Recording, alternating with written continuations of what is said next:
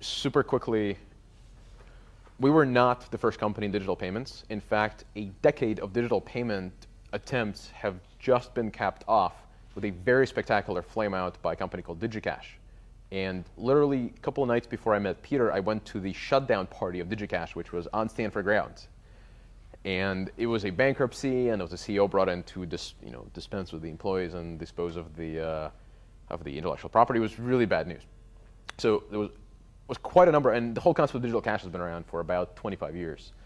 So certainly we were not the first ones. I think we were the first ones to compromise wisely on the notion of user interface being actually useful as opposed to complicated or just purely secure, which is sort of one of the... Yeah, there's a three-way trade-off between privacy, security, and convenience. And if you get any two of them 100%, the third one you'll be at 0%, and that would be bad. I remember Max and I went to this financial crypto conference in Anguilla where you have all these people trying to develop new payment systems. They have a conference on this.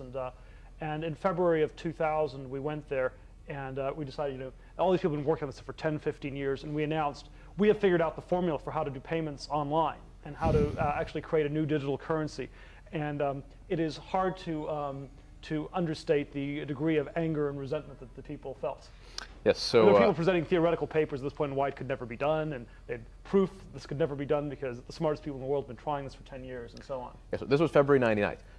The first time you went? Yes, so the first time I went was February '99, which was basically when the digital cash just collapsed. It was just a dark day in digital cash.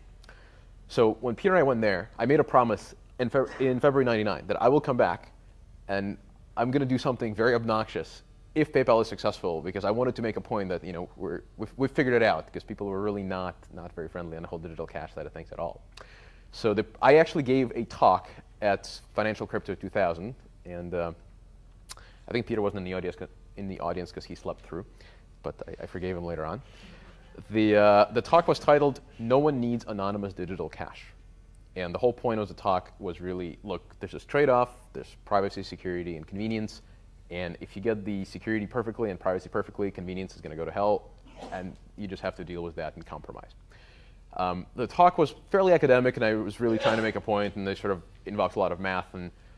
But I basically had two slides. The first slide had all of my math and all of my academic stuff in it. And the second slide, I had a dramatic pause, and I said, look, if you don't believe me, flip my slide, and it said 250,000 users, which is what we had at the time. The largest number of users DigiCash has ever seen was, I think, 2,000.